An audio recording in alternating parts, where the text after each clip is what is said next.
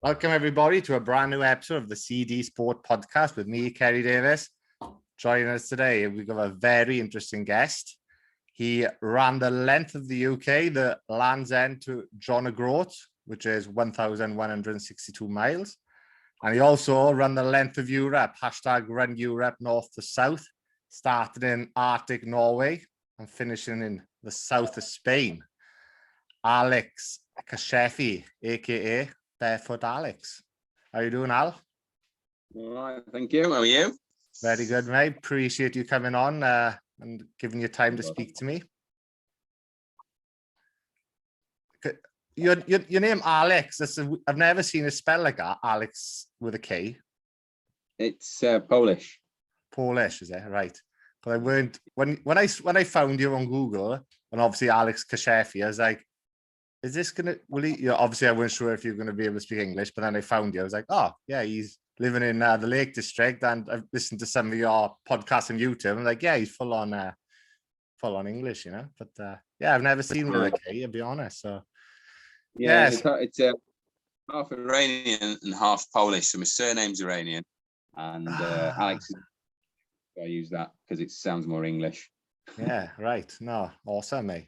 So for the people, obviously I give you a bit of an introduction there, Al, but yeah, tell us a little bit about yourself. You know, why, to the average Joe, well, I'm an average Joe, but like those type of runs are pretty insane. You know, what got you into doing such crazy stuff like that, and other things as well? Because it's not only that you've done like a lot more other cool stuff as well, haven't you? I've done a few ultras and stuff. Yeah. Basically, it was not knowing when to stop. So I started Couch to 5K.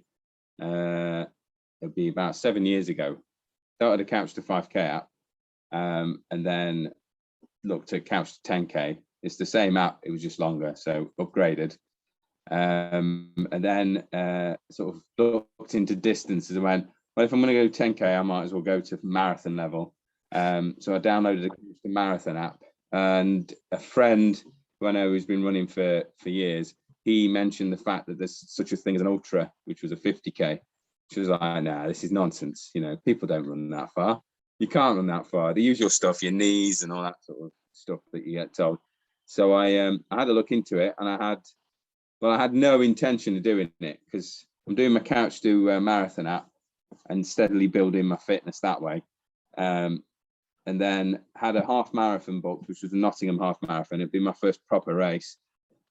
Ran with the guy called Simon Morehouse, who's a lovely fella, runs quite a lot of ultras in Buxton Athletics Club, who I'd joined. He made it sound absolutely the dog's danglies to do this one. Like he was going through what you get at checkpoints, and the fact that 42 miles, I think it is, or thereabouts, they have a barbecue, and you know, you can have burgers and sausage and stuff like that. I was like, this sounds amazing. So we went out to the pub. He carried on talking about it. I went home and entered the race. So I had 3 weeks to go from I've never ran a half marathon to I'm entering a 50-mile race through the night. So that's how I got started. And from there, you get curious. Like, well, I did that. What shall I do next? Yeah. I think I did the Fellsman, which is another tough 60-mile ultra through the Yorkshire, so through Yorkshire Moors. A lot of it on private land, so you're not really running on footpaths and stuff, and you're having to navigate bits and bobs like that. So I did that, and then from then it was like, what do you do next? And it kind of got a bit out of control, to be honest. Yeah.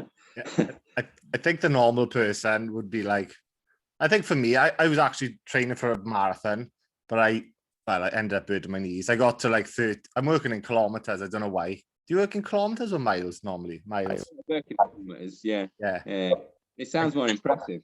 Yeah, you can go a bit further, can you? But yeah, when I was training, I did up to 30 kilometers, and then I was having an issue with the knees, and I just never really got back into doing it. But I think the aim was just to do a marathon, and then I probably wouldn't have gone on. Maybe I would have gone on to an ultra. I don't know. Maybe not. Maybe, but yeah. The point being, like, so once you did your half, then you did your full, then you did your ultra. You kind of just had the bug for running, and Al, did you? Yeah. I didn't actually do a full marathon ever. Did you? You went straight from your half to an ultra. Straight from half to 50 miles. It was a bit daft. So for your first ultra, how did you go? Did it obviously it didn't scar you because you bloody 14 hours something. 14 hours 21. I think I was 20 minutes too slow to meet you'll get a medal. You get a bronze medal, basically. The way the race organizer does his races is if you do it really quick, so I think 10 hours for the 50 miler, you get a black medal. And then if you did it and came back before dawn, because it was called Dusk Till Dawn, then you got to go. If anyone finished afterwards, within reason, obviously, he's not going to stay there all, for 2 days waiting for someone to finish. So if you finish within a set time, you got a bronze medal as like a well done, you got round. So I got around. I was quite happy though. I carried a bottle of Punk IPA beer in my pack the entire way around with a bottle opener. And about 100 meters from the finish line, I cracked it open and walked over. I don't blame you. I'd be doing something I probably think of doing. But like you said, doing like an ultra just to bloody finish it, How many people, obviously there's a few people in the world who's done ultras, but I personally I don't know anyone who's done an ultra, I know loads of people who's done marathons, but never an ultra. It's quite rare to find someone, Yeah, I think it's growing as a thing, as a sport. Yeah, so obviously from there then, I want to say as well, so 2012 you started, was it 2012 you said the 5K, couch to 5K? So it was about 7 years ago. Yeah, 7 years. So, and prior to that, you weren't you weren't into any of this type of sport. You just said, I just want to lose a bit of weight type thing. Was it? It was a bit of weight, but it was also quite a bit of mental health stuff. Associated the being overweight with the reason I was so cheesed off with myself and just fed up with everything. Yeah. So running was, it did turn out to be a really good way to get things a little bit under control, if that makes sense. Yeah. Like get a hold of it and fix at least the bit that I can fix, as opposed to trying to fight against stuff that I can't fix at that precise moment, whatever. So yeah, that's what I started. Yeah. It all just snowballed a bit after that. It's just snowballed a bit to all these crazy stuff you've done since. But yeah, so obviously then so you've done a couple of ultras and then you go, right, I'm going to do the old Land's End to John O'Groat. So people who don't know, it's do you want to explain it? You might say it a bit better than me. It's basically a classic route or a traverse, if you like, of England, of UK. So you start either most northeasterly point, which is John O'Groats, and then you're supposed to end in Land's End, which is the most southwesterly point. So it's not a true top to bottom, but it's the longest line you can draw on the UK from one end to the other. And I found a book called End to End Trails, which basically had a off-road route, which was almost entirely off-road from Land's End to John O'Groats, and that became my route. But the idea for that came from doing a charity run. I was taking because I was a teacher, I was taking about 25 kids to Ghana as a bit of a trip to a school to do some good there, basically, as an exchange, if you like. They were all struggling to raise money for bits and bobs to basically put into that school in Ghana. And I pinged on Facebook, what shall I do? And a friend of mine said, the same one that said, you should run an ultra, basically said, get a book of raffle tickets, sell raffle tickets for hill reps, then go do the hill reps. I was like, well, that's a genius idea. So I created something called Man versus Tickets, and I sold raffle tickets for about a week and a half before I realized I'm going to have to do 652 hill reps on a hill, 0.2 of a mile, and it only had 18 feet of ascent. So I basically ended up spending 22 and a half hours just running round this hill in Buxton, because 652 pounds had been put into the pot. Right, awesome. Yeah. I went, if I do anything else for charity, I'm doing a point to point, which is a journey, which I can actually at least in part enjoy and see stuff, because this is the worst thing I've ever done. And it's really disorientating, because you run off and come back, you lose count dead easily, or I do. And I can remember early on doing, I don't know, I thought it was 10, doing 10 of these hill reps in the loop, coming down and asking how many have I done, and the person held up 3 fingers. I was just like, oh my God, it feels like I've been here for hours. Yeah. It was, yeah, Land's End to John O'Groats was mentally, it was difficult, but so much easier than doing the same hill repeatedly for 22.5 hours. Yeah. That's even like, I know it's not without compared, like my little runs to something like that. Even if I say go for a run, I hate running back the same way I've come, you know? I like to run. Yeah. Because it's just, like you said, just different scenery, isn't it? So I can imagine doing those loops like constantly. I'm like, I'll do my head in. Yeah, it'd spin me out a bit, I think. Yeah. Yeah, it did a bit. How did the barefoot thing come into play, Anne? Well, when I started running, I didn't like the way I moved when I ran. It felt a bit clunky. So I jumped on the internet and did some research on just running, how to run, I think I put in, and then this idea of a running form appeared. So I was like, ooh, running form. So I Googled that, basically researched the hell out of it, and found this natural running. So that I think there was chi running, there's pose running, there's natural running, and they're all pretty much the same principle in terms of the way you land, the way you use your limbs. And then barefoot running appeared amongst all that.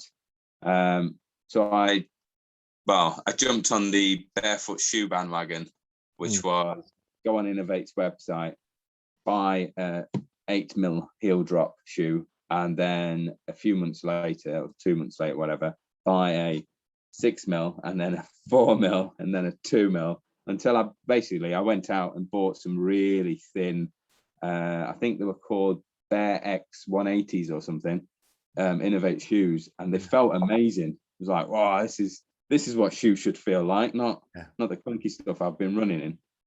And then I realized I've spent an absolute fortune on barefoot shoes when I could actually maybe take my shoes off. So I did on my barefoot. I just took my shoes off and went, I'm going to try it. There's people around. If I injure myself or whatever, I've got backup in terms of basically not being out on a hilltop in Buxton on my Todd. Shoes off, went up the hill, felt quite good going uphill, felt pretty much like going in shoes or whatever, and then bolted it down the hill, full pelt with no shoes on. It felt amazing. So I started doing it more, and that's where I ended up running in sandals more and more, because they're the closest to a barefoot shoe or like barefoot running that I can find, mainly because the foot's not encased in anything. So it's landing and doing whatever it would do as though you are landing on the ground. It just gives you gives your brain a bit of relief, because you're not having to concentrate as hard. That's 100% right, because you're like most of it. Well, I know people listening to it on like Spotify can't see me, but like when you went, everyone's toes are like close together, aren't they? But by right, they should be spread apart. Is that right? Something like that? Yeah. Well, I think I'm not sure they should be like this for everyone, because people are different. But when you land and put your foot down, the whole splay thing's supposed to be as a shock absorber. It's like doing press ups with your hands. I think keep a tight hand on the ground, it's harder to do than if you splay and you're springy. Yeah. So it's same sort of thing. So my feet, basically, now my feet are so wide and my toes play out so much that I can't really wear many shoes without it being absolutely excruciating the next day or while I'm, or I just rip out the sides. So a shoe only lasts me, I don't know, 2 weeks, 3 weeks, and then it's in the bin. Yeah, I bet the worst would be like if you had like a wedding or something, you have to wear like bloody, posh black shoes or something. They go pointy or something. No, I wear posh sandals. Yeah, sandals everywhere now. Yeah, pretty much just sandals. When I look on your Instagram, or like obviously you are barefoot, Alex, so you put a lot of stuff of your feet up, and I can see your toes are like you said, they're wide, and like your toes are spread. You got wide feet, and that's obviously developed from all the running and training you've done on them, you know. But even like, I know I can't, again, I'm comparing bloody something so small to what you're doing, but when I went to Thailand like a few years ago, and we went to like the islands and stuff for like the week, I just didn't wear shoes, just was barefoot all the time. And I, like you said, I just felt great. Like my first day, you know, feet were sore. I'm like, oh shit, you know, not used to it. But like, you know, each day then I was just like, felt great, just walking around, nothing on my feet, you know. Just got to be careful of the glass and stuff. Don't get me wrong, but yeah, I know what you're saying with the old the barefoot thing, you know. Yeah, it's nice having feet that are strong. Tough. The rest tough. of you, absolute mess, but you know your feet are gonna your feet are gonna be fine because they're used to being out all day. Yeah, exactly. And think of them like back in the day, you know, like the old cavemen. Well, yeah, cavemen, or not even as far back as cavemen. People would be barefoot, and you know, well, there's people like in you know, poorer countries now would have to be barefoot, wouldn't they, walking down the place, and they'd have tough old feet. Like, but no, so you like you say, you did the whole trail then of the Land's End John O'Groat barefoot, so it felt great all the way through, no problems. Ish. When I set out, the idea was barefoot, wear sandals when I need to. Yeah. So in my like personal side of things, I decided, and to say I've succeeded at getting from one end to the other barefoot / sandals, it needs to be like at least 75% barefoot.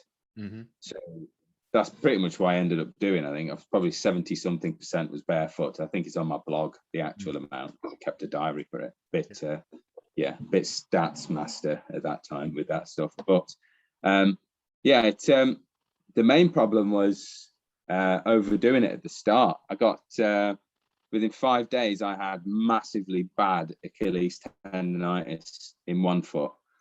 And I'd the weather was horrendous. Like there was gale force winds on the coast. I ended up getting kind of blown off balance and smashing the top of my foot on a rock stile. They've got these stiles that are basically the massive rocks with a gap in them and a bit sticking out. And I ended up bashing the top of one foot, which then I compensated for with the other foot and got really bad tendonitis. And then spent 2 days with a friend. Thinking that, you know, it was over, because when you Google my ankle's like this, it comes up Achilles tendonitis, do not run, you might rupture your Achilles, and that'll be that. So yeah, I spent 2 days walking backwards and forwards to the pub, partly to see if I could replan it and see how far I could get walking, whether I could walk, finding out ways of relieving the tension on this Achilles through massaging and stuff like that. And then after sort of in the middle of the second day, I did realize that I'd just walked backwards and forwards to the pub 3 times. So I just need to get off my backside and go. And if it goes wrong, it goes wrong. But sitting here is not going to do anything. So after 2 days, packed everything up again. Got dropped off where I got picked up in Barnstable, and then washed off. I think the first few days were horrendous because of the pain. Like really, really bad pain in the Achilles. The other foot didn't hurt, but I had like half a fist-sized egg on top of my foot, where the tendons had got a knock and they'd swollen up. So they weren't hurting, but they weren't moving properly, and I had all this swelling on it. And a physio friend of mine just messaged me back and said, "Yeah, ignore your Achilles. You need to sort out your other foot." I got it's called voodoo flossing. I don't know if it still works or not in terms of physiotherapy type technique, but essentially you wrap a really thick rubber band, like a wide band, like an exercise TheraBand. You wrap it one end of your foot to the opposite end over the swollen part, and then you flex your foot backwards and forwards to force all the fluid out. Then you unwrap it and you carry on about your day, and then repeat it later on. So I did that. First, I did it with some climbing tape, which was part of my emergency first aid kit. And then bumped into some people who offered me a place to stay for a night. And the fella there had an old inner tube So I it gave me the inner tube, so I cut it open, so it became a long piece of rubber basically, and then used it as a TheraBrand and voodoo flossed my own leg with it. And it worked because the swelling went down. By about a week or so later, I was in the Peak District near where I live. The Achilles had sorted itself out. Physio guy came out to see me to make sure everything was all right. And he basically said, I can't believe how mobile your joints are. All right, your calf is a little bit tight on the damaged Achilles side, but it's not really that tight. You know, everything's functioning really well. So yeah, I put that down to the barefoot thing, I guess, and just, I don't know, soldiering on, seeing what happens. Yeah, maybe I could have ruined could have, but it's like obviously now, like after the race, well, even when he went on to do, well, even now, have you got any issues with it now, or is it kind of the Achilles is all right, or and everything the Achilles else? is fine. Occasionally get, you know, like any runner or anyone who goes out and does stuff, occasionally get the odd tight, achy calf muscle. Yeah, but no more so than saying getting a tight quad, or I end up lifting something I shouldn't be lifting and my shoulder ends up hurting, or that sort of thing. So now major. No, the only injury I've got, which is, I think it's more from when I used to skateboard, is I've got a dodgy ankle on my right hand side. I've got an impingement. So I think one of the tests for barefoot running is you put your foot down and you should be able to flex your knee forwards above your foot. So as though you squat, like doing a lunge, you should be able to move your knee forwards.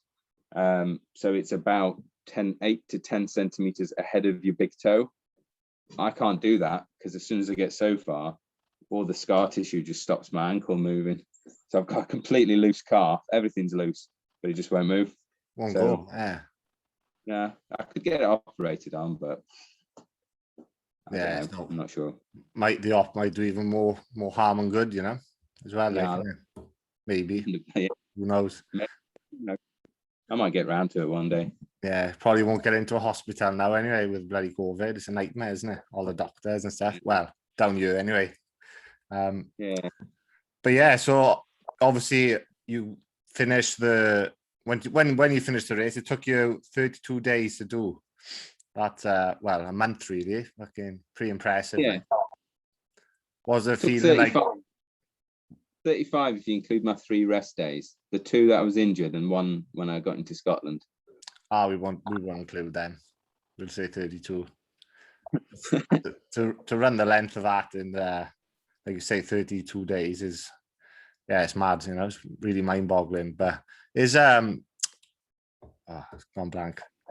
So you finished. What was it? Obviously, once you were coming to the end and stuff, how were you feeling? Were you like relieved? Do you like fucking were you like pumped adrenaline when you could see the finish line type thing, or?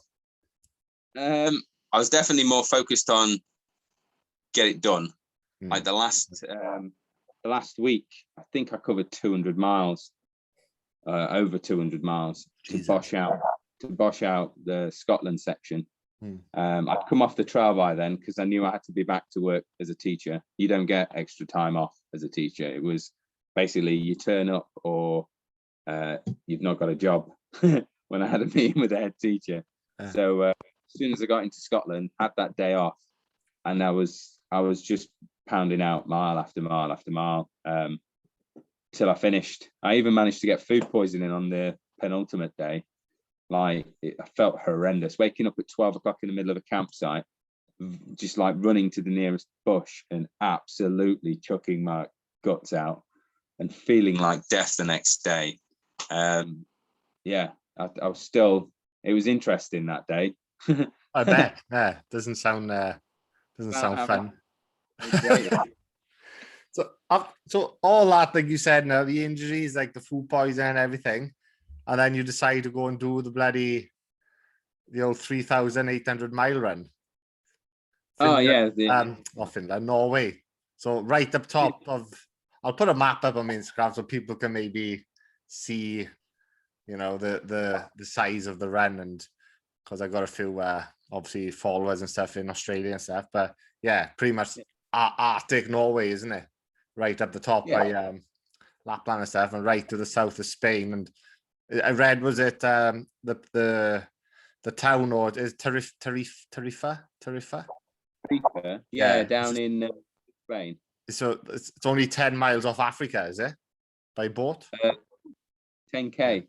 10K. So even you could see the coast of Africa from Tarifa, which was it's a weird thing to see if you've been at the other end, a place basically northern Norway called Nordkapp.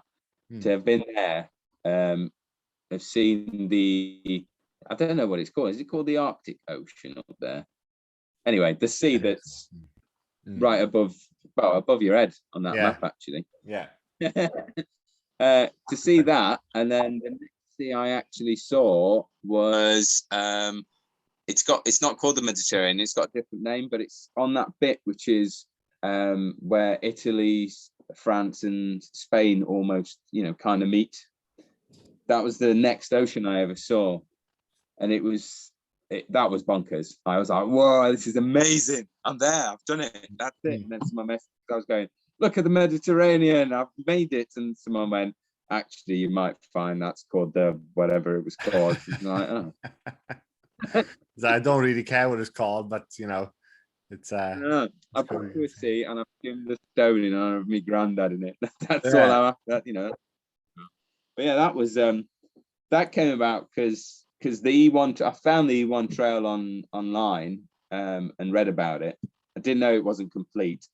And then a friend, someone on Facebook, pinged it to me and went, what do you think to this route? And at the same time, was a teacher trying to encourage all the kids to get on and do stuff that they wouldn't normally do. Put your hand up and get in with the swimming on sports day, even if you can't swim. Doesn't really matter. It's the fact that you jumped in and had a go that's important, sort of thing. And because I'd done Land's End John O'Groats, they were more open to going, yeah, okay, if he's going to do what he did, then I'm happy to jump in. And at the same time, in the background, I was sort of going, yeah, I'm not going to run across Europe. It's a stupid idea. I've got a job. I can't do it because of that. Where do I get this from? How do I cope with that? Basically, all the excuses you make for not doing something. I got to a point and just went, you know what? Stuff it. I'm going to hand in my notice and I'm going to quit. And I'll go do this as soon as we finish the school year. Finish the school year, tick it off, make sure everyone doing GCSEs, whatever, are through. And see what happens. And that's what I ended up doing, really. It's like 6.5 life in winter in a tent. I was gonna get to all that stuff. Like you camped the whole thing, did you? Almost, yeah. I think I've probably spent, I don't know, I'll say 30 days. I've got it written down somewhere. I probably spent no more than 30 days indoors. The rest of the time I was in a tent or, as I got good at it, in sort of old abandoned shacks and stuff like that. So basically anything that would provide me a shelter, including bus stops in northern Germany, because the bus stops there are like plush sheds, like summer homes. Yeah, they're amazing. They're like fully enclosed with a little door and windows and everything. You get in them and go, you know what? I think I'm going to sleep in here tonight instead of pitching up. Yeah, I didn't know that. Is it? I was reading up somewhere. Again, it might have been on your website, but like certain countries, maybe Germany is one of them. You weren't allowed. It's illegal to wild camp, is it as well in certain countries? Yeah, Denmark, Germany. I think I know are definitely illegal to wild camp. North Sweden, they've got I forgot the fancy the term they've got, but basically it's like Scotland kind of, where it's open access unless it's someone's front yard or whatever, and you pay that respect. So you can pitch up wherever you like, as long as you're not in sight of someone else's door or window or something like that. Denmark, it's a no-no. Germany's a definite no-no. I think France, as long as you're not on anyone's land, you're okay. And I'm not sure about Spain. By then, I didn't really care.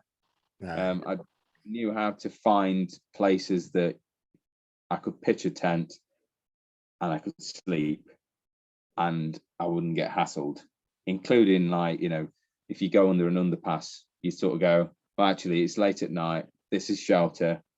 I just need to put my bed and a sleeping bag and I can sleep here without having to mess about with the tent, doing stuff like that. I'd say it's a rough way to live, but some people do it every day, don't they? Like there's lots of homeless people that do stuff like that every time. Yeah, it's a unique way to live. Yeah, that's pretty crazy. Yeah, it's yeah, living like that, bloody hell. And like you said, it took you. So you said 30 days you're indoors, and to do the whole run, it took you 196 days. So what do you say? That's 6 months, isn't it? Is it 6 months? Yeah, it is. Yeah. Well, just under 6, I think I worked out 196 days is 6.5 months. So it'd be 5.5 months outdoors.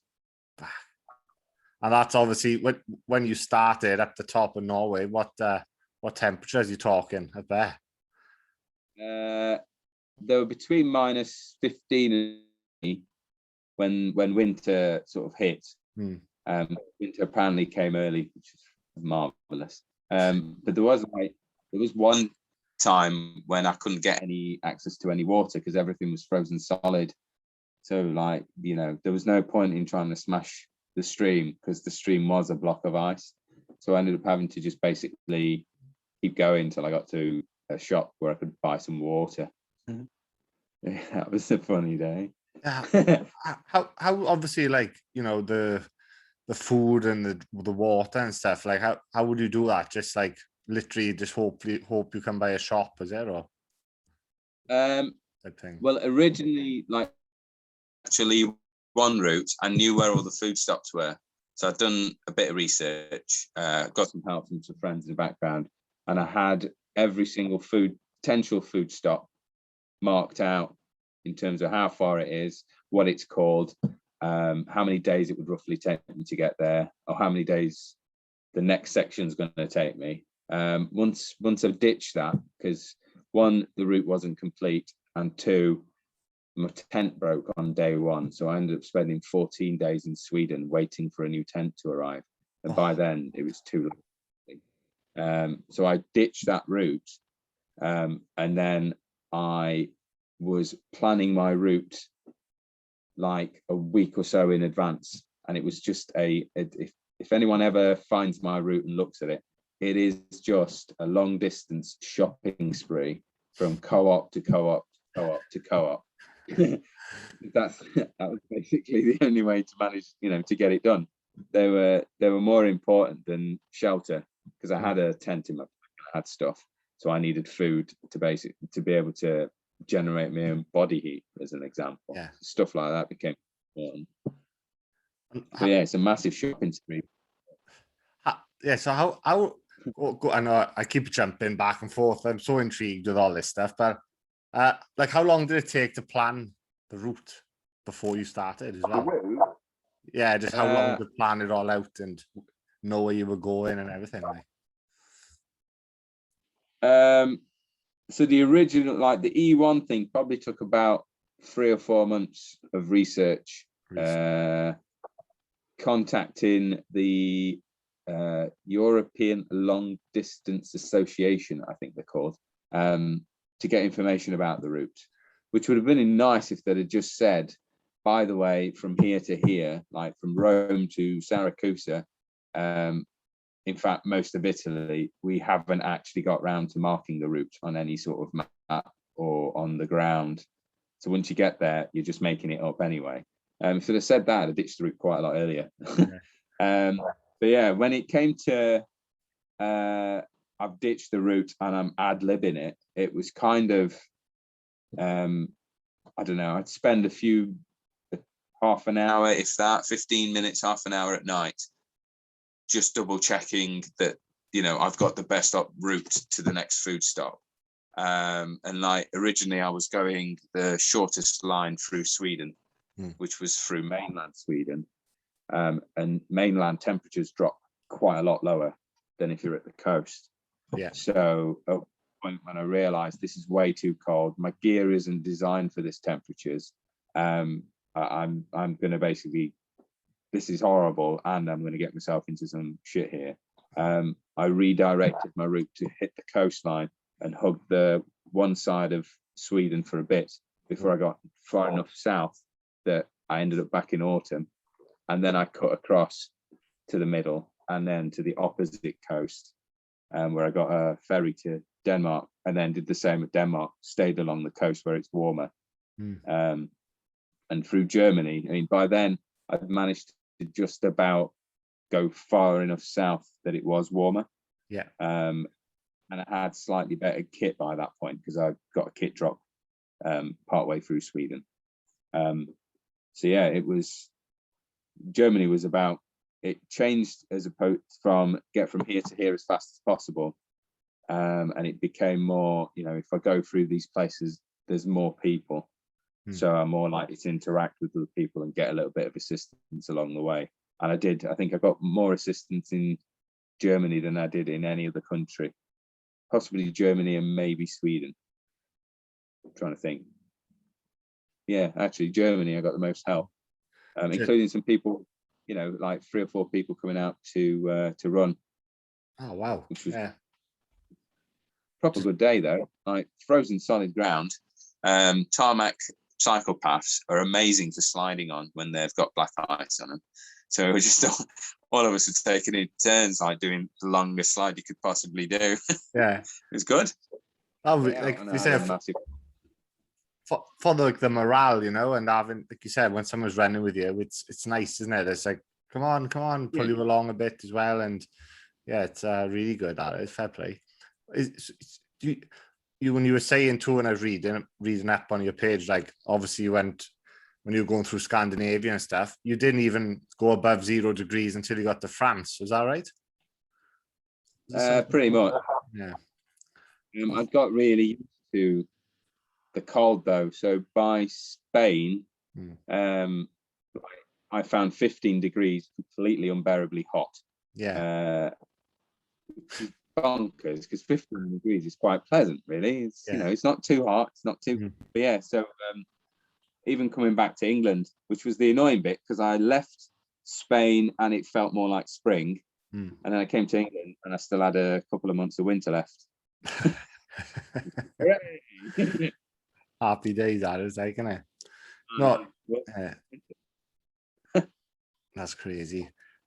Any, like, I'll just put it like pretty thing, any like really close encounters of like you thought you were gonna, I don't know, just well, especially running through like Norway and Sweden, did you feel like, oh, this, I'm not gonna get it done, I'm, you know, I just can't do it, I'm physically done already? Or any moments well, you probably have a lot of those moments, would you? I'm guessing. Probably not. I've never really thought I'm not going to get it done. I did question what the hell I was doing there. Yeah. And had a good talking to myself a few times where just the decision making was poor because I was tired. Like having an injury and deciding to crack on regardless through some really dodgy bits.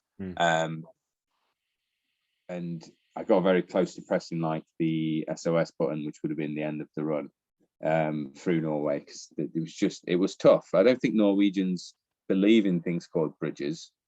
So any marsh crossing, any river crossing, boggy bits that you will end up, you know, I tested one and I ended up up into my chest in bog, and I was having to like claw myself back out and then follow these just random poles that someone had stabbed into the marsh that showed you where you could actually walk through this marshland.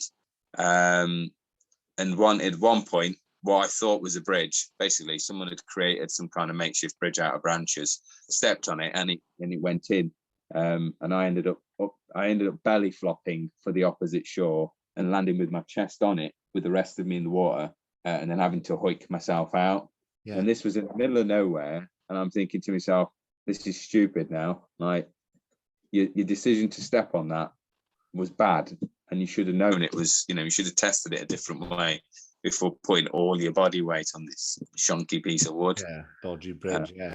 Like that, when you think, what am I doing here? Then I question my reasons behind doing it. Like, are you doing this because you genuinely want to inspire those kids back at home and basically live by the words you've been blurting out at them, and the stuff you've said during Land's End John O'Groats, or are you just doing it because you want a bit of attention? Because there's better ways to get attention, especially on social media. TikTok is definitely TikTok. It is attention. So I went through a lot of that. But what was good, I think, for me personally, was that during that time, I didn't really have any like access to the outside world because there was no signal. So it was a case of, you either get on with it or you don't. There's no, put this out there, get loads of people saying, carry on, well done, you're doing really well. There's none of that. It was all totally down to me, because I was the only one that I could actually like have any conversation with, which made me look mad. But it's the way it is. So yeah, there was a few bits early on, but the further I got, I think by the time I hit Denmark, physically I felt fairly good. I'd broken the back of it, because if you look at a map and look at Norway and Scandinavia and Sweden as countries, they're ridiculously long. And they took it felt like it took an age to cross those two countries and get out of them. So by then I did feel like, right, this is done. I know what I need to do every day in terms of do what I need to do when I need to do it, not wait till it gets bad further down. And I've got a fairly good strategy of get from A to B, eat, move on, find somewhere to sleep, repeat it the next day to the next food point. And it's a case of just doing that and seeing what happens in between in terms of the journey. So by then I did feel fairly good finishing, but early on through Sweden and Norway, they were tough. They were the toughest countries, the Sweden and Norway. Definitely, physically as well, obviously, but yeah, mentally there was all sorts of battles going on. Imagine you did it the other way around then. If you went Spain up, and that would be the last bit. Oh, you know what I mean? Yeah. I didn't want to do it that way because I was scared Spain would be too warm. Yeah, and getting up to the top end. You can run away from the cold. You can cover up. You can go indoors. You can't really get away from the heat when it's stiflingly hot. And I'd be starting in summer at the height of the, height of heat waves, and then heading north. Yeah, that would have been stupid. I'd have had to it would be actually stupid, wouldn't it? And Spain would be like stinking hot, especially starting down by bloody Africa. You know what I mean? Probably 40 degrees. And it would be like 40-degree heat. And each, like on average, were you doing about 30 miles a day, is it roughly? When you were doing it? Or did it just change? When I did Land's End John O'Groats, it was 30 miles a day. The average for Europe ended up being 21 miles, 35k a day, because I was running on Ks, because everything over in Europe is marked as Ks. But like, I think in the first 2 months I only managed to do 986. I'd done less than 1,000 miles between August, when I set off, and September, around the middle of September, which is 450k. What's that? I've got to do some maths in my head. That's about 300 miles in a month, so 600 miles over. To do that and have nearly 4,000 miles in total, I barely scratched the surface of what I had ahead of me. Yeah, you didn't. Yeah, you had a lot more ahead of you. Yeah. So early on, the mileage was low per day. Later on, like I'd met Mark Beaumont, the cyclist fella. Oh yeah, Really, really nice bloke. met him at Torquay Buxton Opera House. He ended up popping back for a chat, a beer at the local pub, and then I didn't know this till someone told me, because he's written in his book, but he basically gave me a wedge of cash and went, "That's to buy your plane tickets to the start of your run." Oh, awesome. Yeah. What? Really? No. It was like, no, take it. But they were basically, that was the money he'd made from book sales at his talk.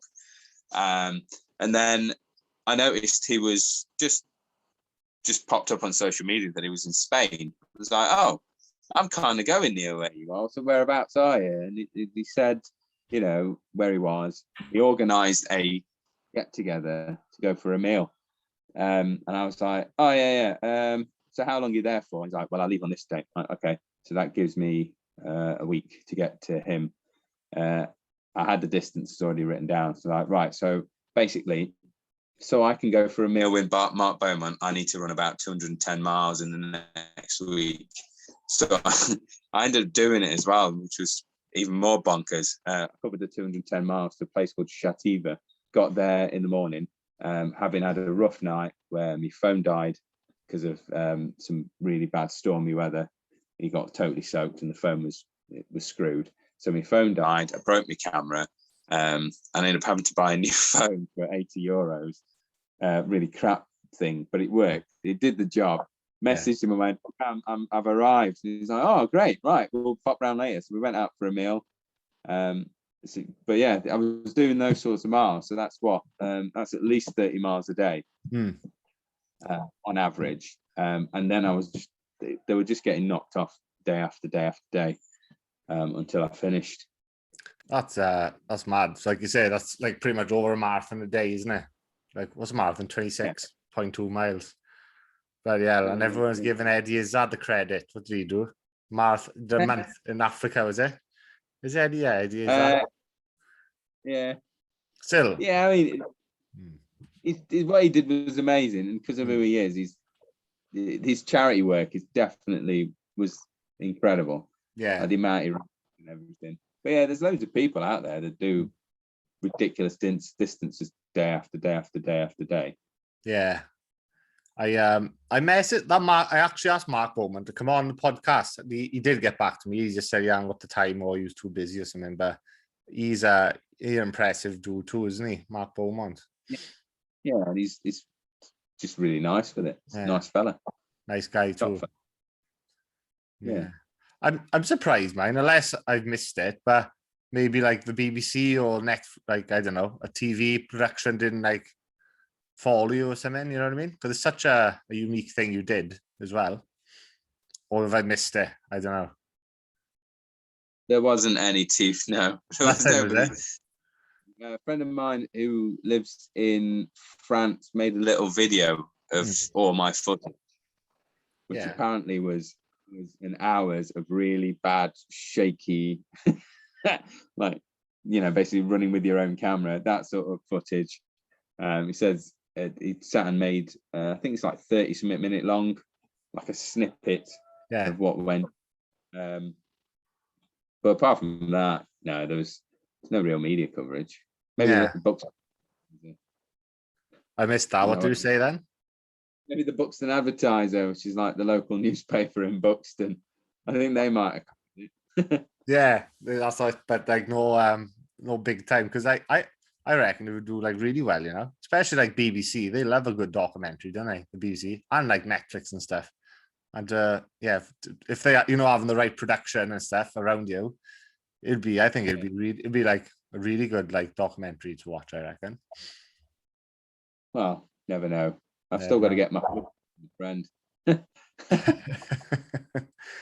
awesome. And we were talking a bit briefly before we went live now, but what's the plans now, Al? Any big things lined up? Well, I did the Bob Graham last month, which is similar to the Paddy Buckley in Wales.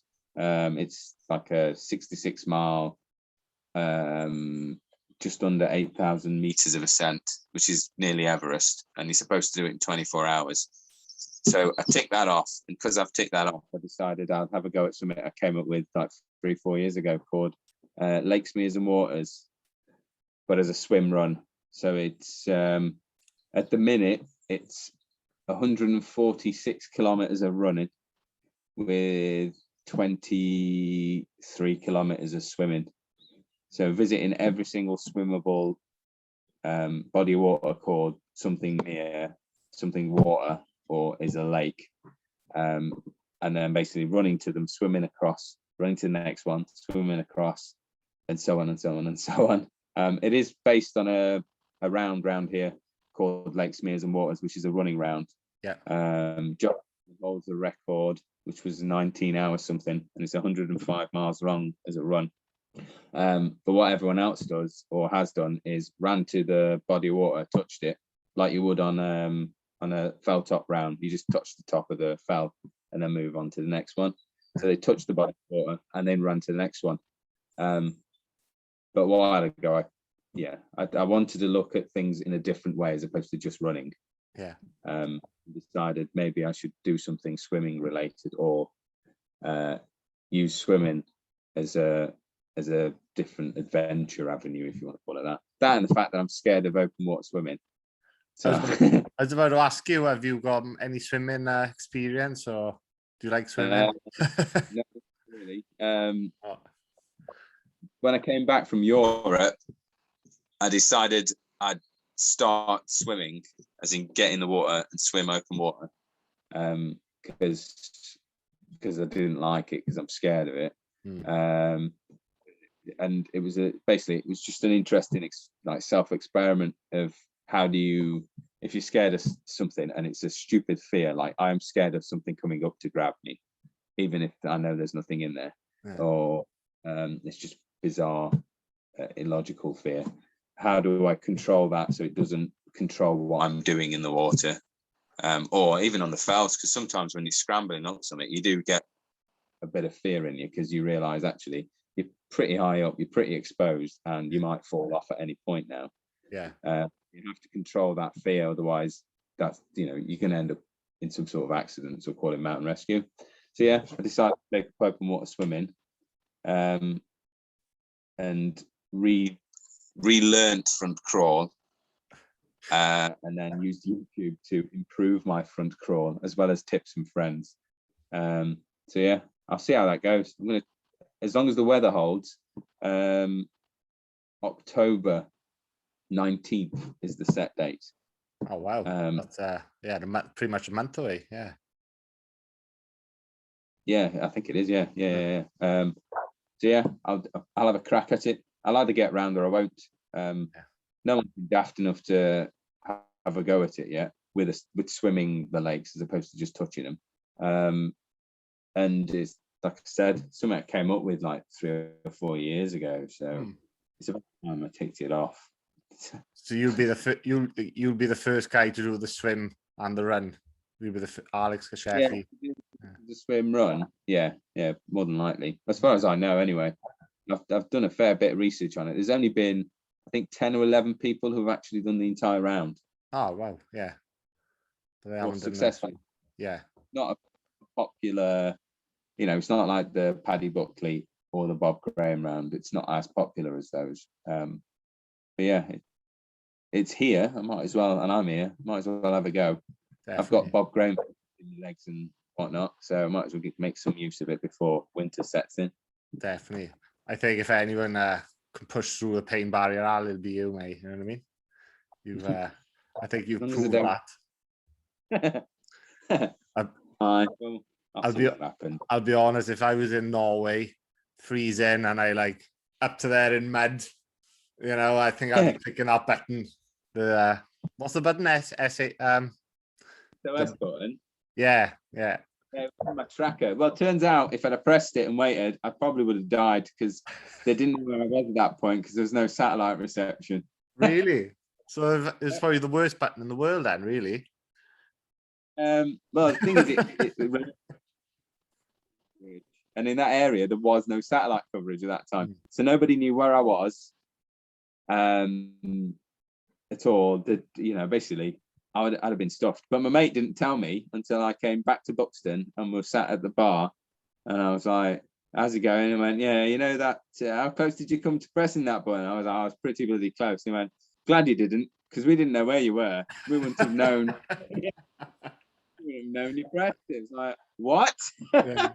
So Oh, yeah, I'm glad I didn't know that when I was running anyway, when I was doing the race anyway. But no, that's brilliant, Al. And like I said, mate, I appreciate you coming on and giving your time up as well. It's yeah, like I said, I'm still quite blown away by everything you've done, and yeah, I'm looking forward to see how your next venture goes. And like I said, I follow you on Instagram. Do you wanna plug your social media or anything like that? If anyone wants to follow you. At Aleks_Kashefi on Instagram. And I think on Facebook, I've just left it at the Facebook page is just Barefoot Alex or Aleks Kashefi. I stopped calling myself Barefoot Alex mainly because you got introduced as Barefoot as opposed to as Alex. Oh, what? You could have told me after I started. I'd be like, Barefoot Alex. Oh, good. Because people do know me as Barefoot Alex. Yeah. But it's a few times where I went in, like met new people, and the person introducing you wouldn't go, oh, this is Alex. He's also called Barefoot Alex. He'd just go, this is Barefoot. And you're like, what? I've just been renamed. This is cyclist. No, that's true actually. Yeah. But like when you Google Aleks Kashefi, it's like always Barefoot Alex, isn't it? Pretty much. Yeah. Like Yeah. Barefoot Alex does this, so Barefoot Alex does that. So Again, like, I earned the moniker. I earned that a little bit. Yeah, But brilliant, mate. Appreciate that. And also as well, guys, don't forget to like and subscribe to my YouTube and Instagram page as well, the CD Sport Podcast. So spread the word on that one. Spread the love. Thank you, Alex. Aleks Kashefi, everybody.